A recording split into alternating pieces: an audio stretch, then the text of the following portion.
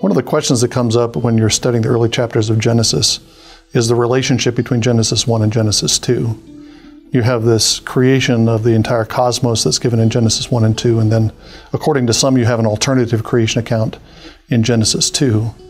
And one of the questions you have to answer before you start to look at these chapters is to figure out the relationship between the two. I think the classic understanding of the relationship is the right one. That is, you have Genesis 1 gives you the macrocosmic treatment of the creation of the whole cosmos, and then we focus down in Genesis 2 on the creation of Adam and Eve, the human beings, and the placement in the garden. So it focuses down on the microcosm. And you could say that in terms of Genesis 1, that what's happening in Genesis 2 are things that are taking place on the 6th day of the creation week. They're not related, they're not separate accounts, but they're related as a macrocosmic and microcosmic understanding.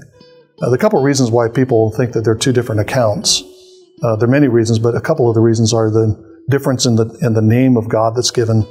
Genesis 1 uses the name Elohim, God, throughout. Genesis 2 introduces Elohim Yahweh, Yahweh Elohim, Yahweh God, as the one who's creating Adam and Eve. And that's been taken since the 19th century as a sign that there are two different sources that present two different creation accounts.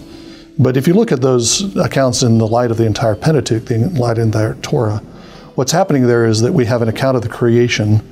There's a God of power, Elohim, who creates heaven and earth and orders the cosmos into the world that we know, creates all the animals, plants, and establishes the plants, creates man as male and female.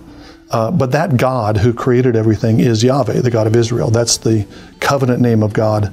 And so what Genesis 2 is doing in the context of the Torah as a whole is connecting the God of creation to the God of the covenant, and connecting in that way the covenant with the creation, the covenant being God's process and means for restoring the creation and glorifying it, especially after the fall.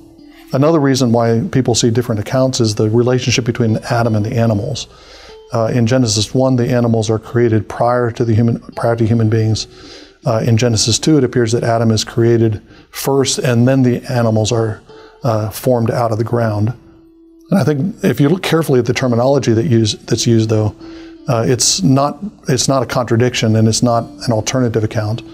Genesis 1 is giving us an account of the formation of the animals from the ground and the formation of humanity as male and female. In Genesis 2, we have the scene of Adam naming the animals, and the language is actually that God forms or congregates the animals to Adam. It's not that he's creating them new after Adam is already created. Rather, he's forming an assembly of animals, as it were, into the garden so Adam can name them. And that's leading up, of course, to the creation of Eve. So if you look carefully at the different apparent contradictions between the two accounts, look carefully at the way that the terminology is used, you can see that the two accounts are similar, and the relationship is between this broad macrocosmic creation account in Genesis 1, and then the focus in on the creation of humanity in Genesis 2. I'm Peter Leithart, President of the Theopolis Institute. Thank you for watching this video. We hope you enjoyed it. If you did enjoy it, please subscribe to our YouTube channel. And also, please leave your comments and questions. We'd love to hear from you, and we'd love to have you return and watch future videos.